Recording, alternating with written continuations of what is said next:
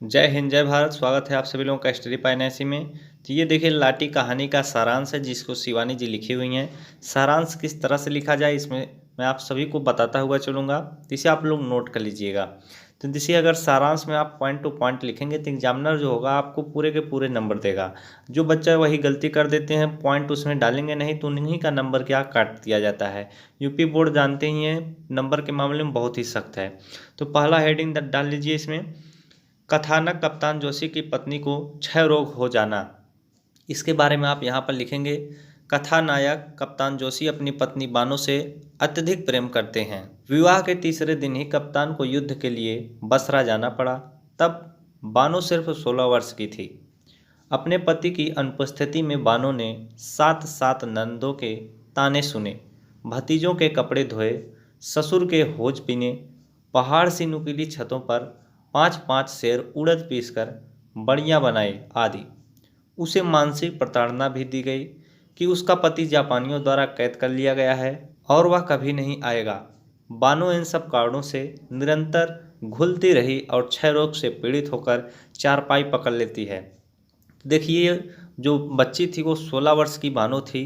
वो समझ लीजिए एक लड़की ही है, अभी 16 वर्ष उसका कितना ही उम्र होगा, तब पर भी उसको साथ साथ ननद उसको प्रताड़ित कर रहे थे। वो सभी के कपड़ों पोड़े भी धो रही थी। तो बहुत ही उस पर क्या अत्याचार किया जा रहा था। यहाँ तक कि उससे यह भी कह दिया गया कि तुम्हारा जो पति है उसको जापानियों ने कैद कर लिया है और वह अब कभी नहीं आएगा। आप समझ सकते हैं कि बानो के घर वाले जो थे वो कसाई के बराबर थे। अगला पॉइंट आप इसमें डालेंगे, कप्तान का पत्नी के प्रति अगाध प्रेम। इसमें आप लिखेंगे, कप्तान अपनी पत्नी बानो से अत्यधिक प्रेम करता है। जब वह 2 वर्ष बाद लौटकर घर आता है तो उसे पता चलता है कि घर वालों ने बानो को क्षय रोग होने पर सैनेटोरियम भेज दिया है। वह दूसरे दिन ही वहां पहुंच गया। उसे देखकर बानो के बहते आंसुओं की धारा ने 2 साल के सारे उलाहने सुना दिए। सैनेटोरियम के डॉक्टर द्वारा बानो की मौत नज़दीक आने की स्थिति में कमरा खाली करने का उसे नोटिस दे दिया गया। कप्तान ने भूमिका बनाते हुए बानो से कहा कि अब यहाँ मन नहीं लगता है, कल किसी और जगह चलेंगे। वह दिन रात अपनी पत्नी की सेवा में बिना कोई परहेज एवं सावधानी बरते लगा रहता था। तो देखिए जब कप्तान वहाँ से आया बसरा से, तो वह घर पर अपनी पत्नी को नहीं देखा। उसको बताया गया कि जो बानो है उसको क्या क्षय रोग हो गया है और उसे सैनेटोरियम में भर्ती किया गया है। तो अब बहुत ही ज़्यादा दुखी हुआ। अब देखिए वह बानो को दूसरे जगह ले जाना चाहता था।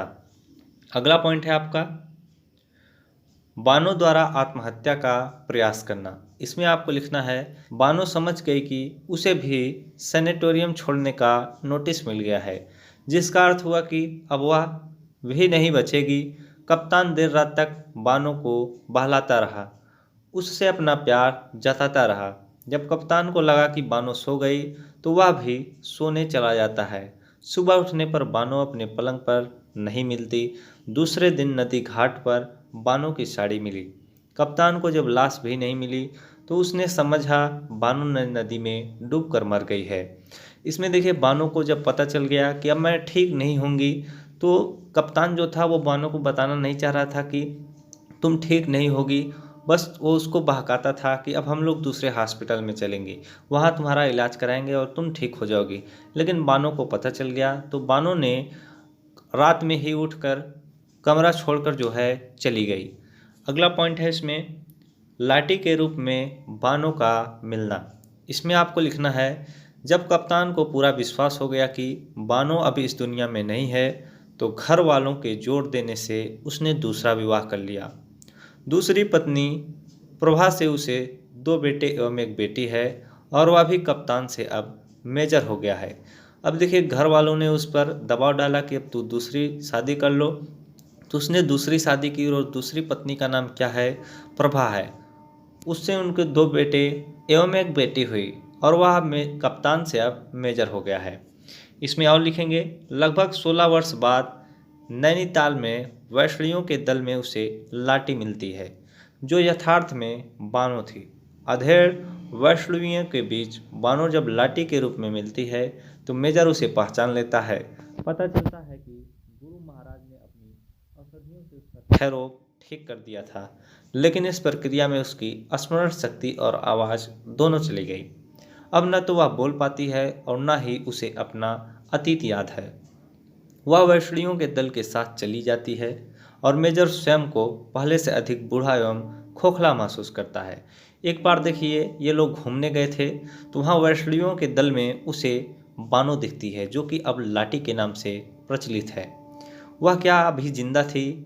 उसे किसी महाराज ने औषधियों से क्या ठीक कर दिया था, पर उसकी याददाश्त चली गई थी और वह बोल नहीं पाती थी। इतनी ही बात इसमें है। तो इस तरह आपका ये सारांश जो है आसानी से कंप्लीट हो गया। जब आप इस तरह से पॉइंट टू पॉइंट देकर लिखेंगे तो जो एग्जामिनर होगा वह जान जाएगा कि बच्चे को आता है, वह पढ़ेगा भी नहीं और आपको नंबर दे देगा। देखिए, सबसे तरीका यही देखते हैं कि क्या बच्चा लिखने के तरीका मालूम है, उसी बच्चे को लिखने का तरीका मालूम होता है जो पढ़ा लिखा रहता है। एग्जामिनर के पास इतना माइंड होता है, वह पहचान लेता है। तो आप लोगों से विनम्र निवेदन है कि आप इसी तरह लिखिएगा, तभी आपको पूरा का पूरा नंबर मिलेगा। अगले वीडियो में फिर आपसे मिलते हैं अगले टॉपिक के साथ। तब तक लिए जय हिंद, जय भारत।